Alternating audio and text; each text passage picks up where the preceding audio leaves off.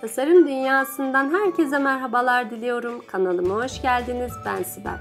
Artık yıllardır kullanmış olduğum fritözüm bozulmuştu. Bu da iç kısmında kullandığım sepet kısmı. Bu da yine aynı şekilde çok kötü bir hale geldi. Başka türlü de kullanamadığım için geri dönüştürmeye karar verdim. Bunun için Multisurface dantel rengi boyamla boyuyorum. Boyamı güzelce bir çalkalıyorum. Ondan sonra az bir miktar kabıma alarak pompon fırça yardımıyla boyayacağım. Siz isterseniz normal fırçada kullanabilirsiniz. Hatta evdeki bulaşık süngeriniz dahi işinizi görecektir.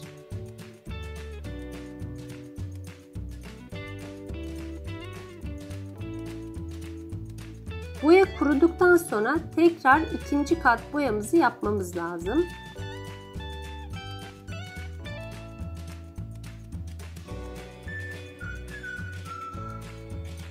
Benim elimde böyle bir tahtam var. Ben bunu kırtasiyeden aldım. 25 santime 35 santim ebatlarında. Siz isterseniz evdeki herhangi bir tahta olan herhangi bir malzemeyi de yine kullanabilirsiniz. Hem enine hem de boyuna asma yeri mevcut arkada. Ben dikey olarak kullanmak istiyorum. Siz isterseniz mobilyacılardan böyle eski tahtalar, küçük tahta parçaları da kullanabilirsiniz. Bunun için ilk öncelikle rölyef pastayla budak çalışması yapmak istiyorum. Bunun için rölyef pastamdan bir miktar kabıma aldım.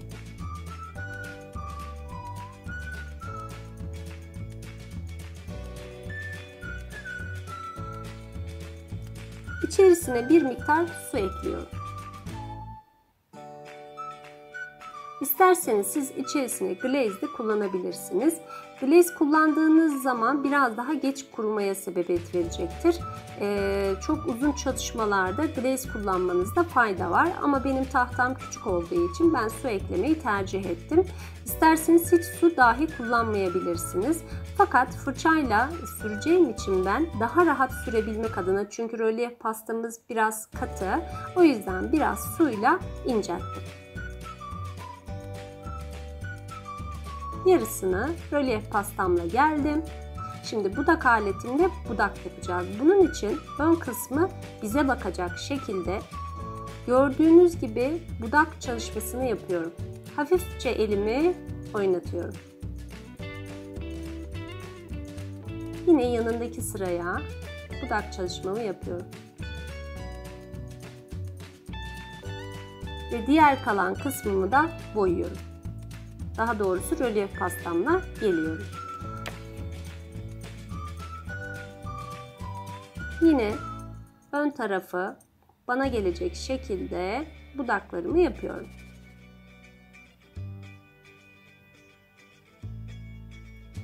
İlkini çektikten sonra üzerindeki boyaları almamız lazım. Daha doğrusu rölyef pastaları almamız lazım. Bunun için ıslak mendille sildim. Tekrar budak çalışmamı yapıyorum.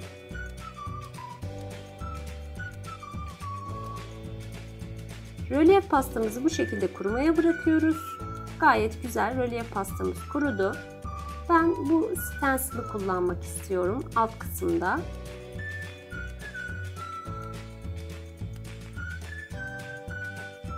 Yerini belirliyorum.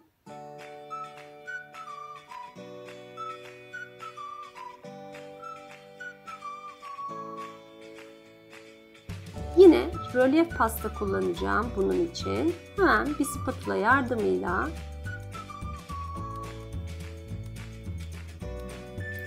her yerine uygulamıyorum. Gelişi güzel. Bazı yerlerine çok, bazı yerlerine az olacak şekilde rölyef pastamı geliyorum.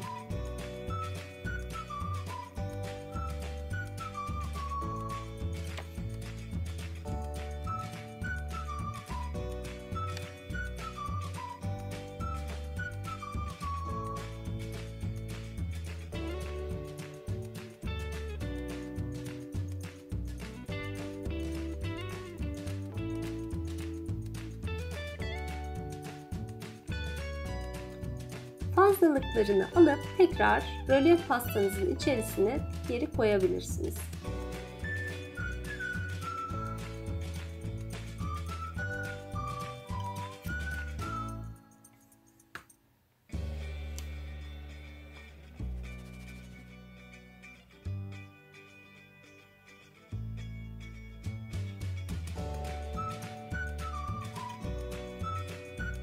İkinci yine bir stencil'ım yaprak şeklinde. Bundan da kullanmak istiyorum.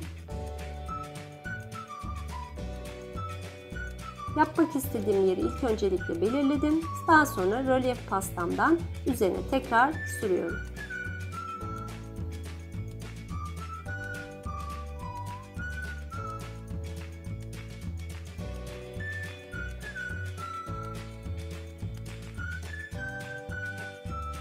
Fazlalıklarını dediğim gibi rölyef pastamızın içerisine tekrar koyabilirsiniz.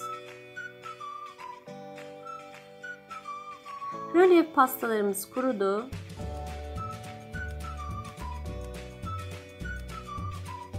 Üzerini ben tekrar dantel rengi boyamla boyamak istiyorum.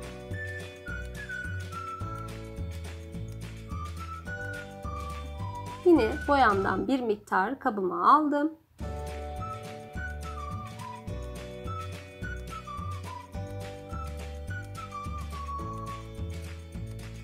Bu sefer fırçayla boyamı her yerine sürüyorum.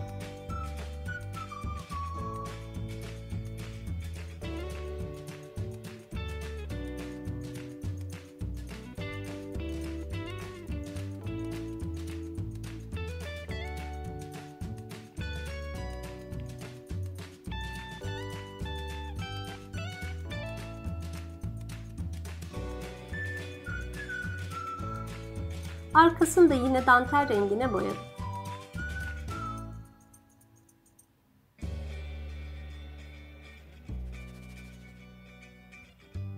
İki kat boyadığım sepetim ve 2 kat yine boyadığım tahtam. En son bu hale geldi. Yakından da göstermek istiyorum.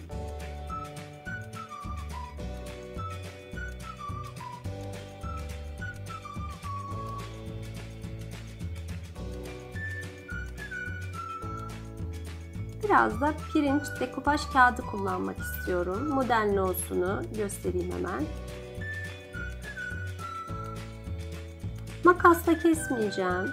Hemen istediğim bölümü belirledikten sonra elimle yırtıyorum.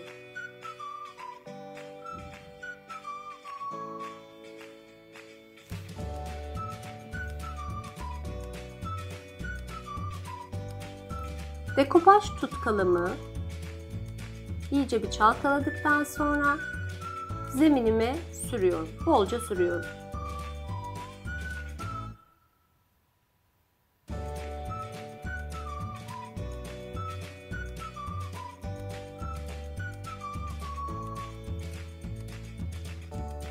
Hiç vakit kaybetmeden dekupaj kağıdımı üzerine koyuyorum.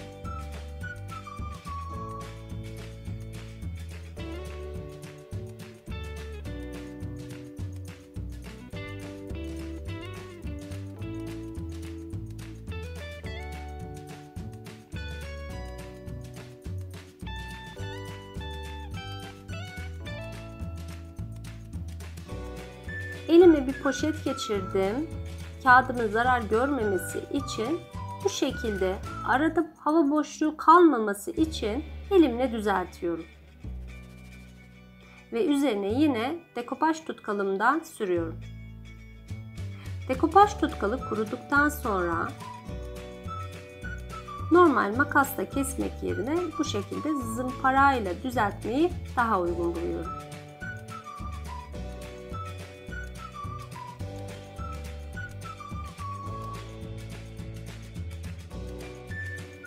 Multisurface altın rengimi,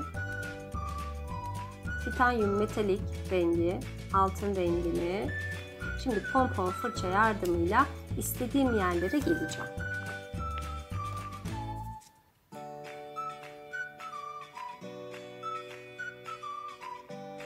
Yaprakların sarı olmasını istiyorum. O yüzden sarıya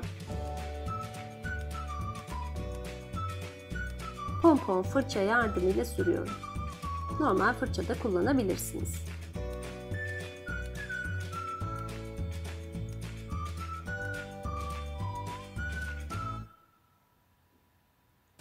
Yine kenarlarını da altın sarısına boyuyorum.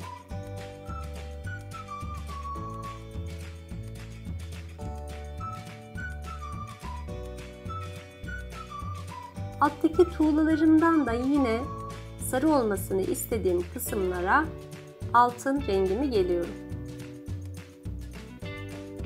Arka zemini de yine aynı şekilde metalik altın rengimle boyadım. Hatta sepetimin istediğim yerlerine de yine aynı şekilde bu renginden sürüyorum.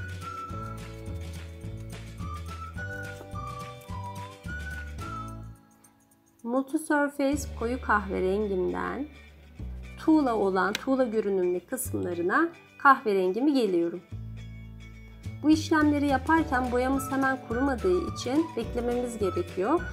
Bu bekleme zamanlarını isterseniz üzerine bir fön makinesi tutarak bu zamanı daha da kısaltabilirsiniz.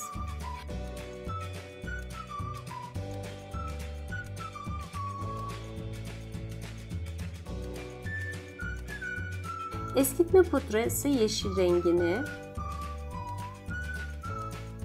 yine istediğim kısımlarına geliyorum.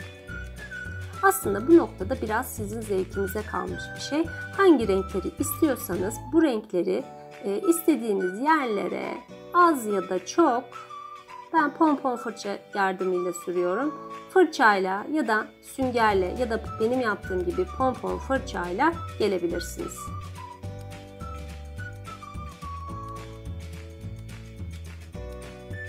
Fazla geldiğini düşünürseniz hemen ıslak mendille o esnada hiç bekletmeden alabilirsiniz.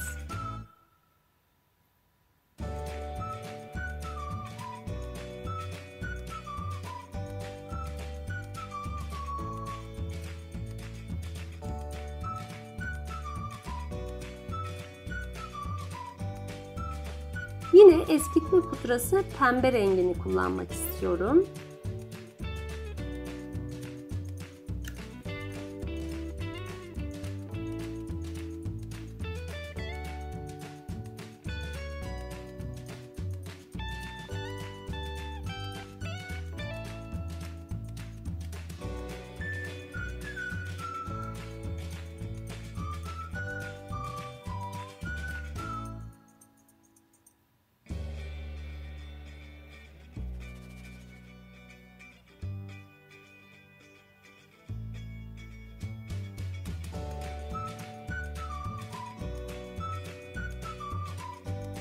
Bakır renginden de aralara katmak istedim.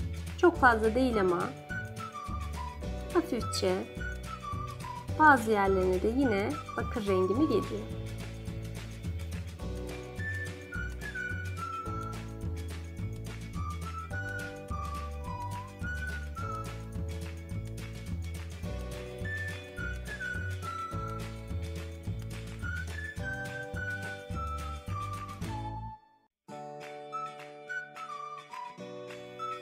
Ve bu şekilde kurumaya bırakıyorum. Kuruduktan sonra üzerini hemen zımparayla hafifçe geliyorum.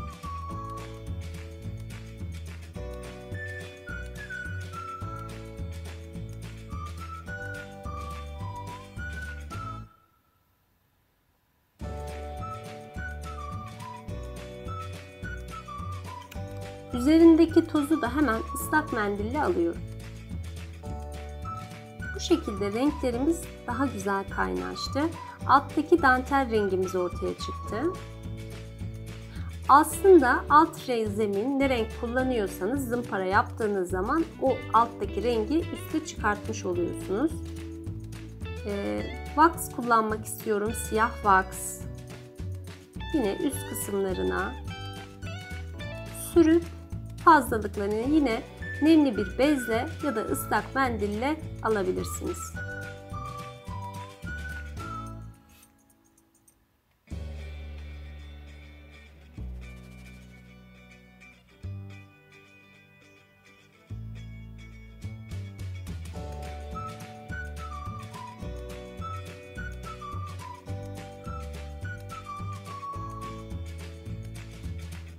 Ben en üst kısımda biraz daha sarı rengin belli olmasını istediğim için metalik rengimle yine ara ara üstüne hafif hafif geliyorum.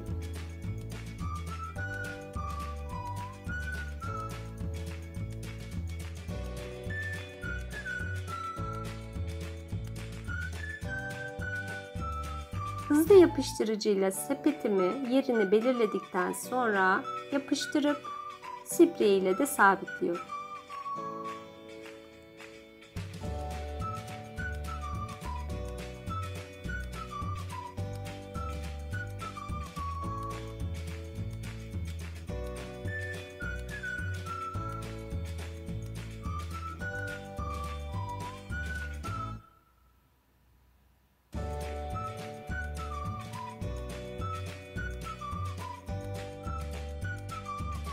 En sonki kısmı vernikleme işlemi. Ben yarı mat vernik kullanıyorum. Bir fırça yardımıyla tüm yüzeyi vernikliyorum. Kuruduktan sonra tekrar ikinci kat verniğimle geliyorum.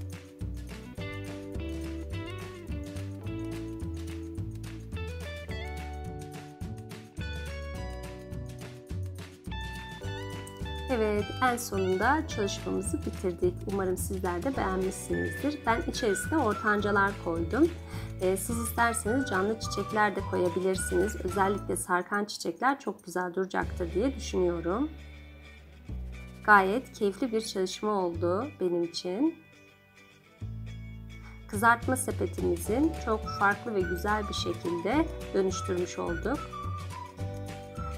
Yeni tasarımlarımda buluşmak dileğiyle. Kendinize çok iyi bakın. Hoşça kalın.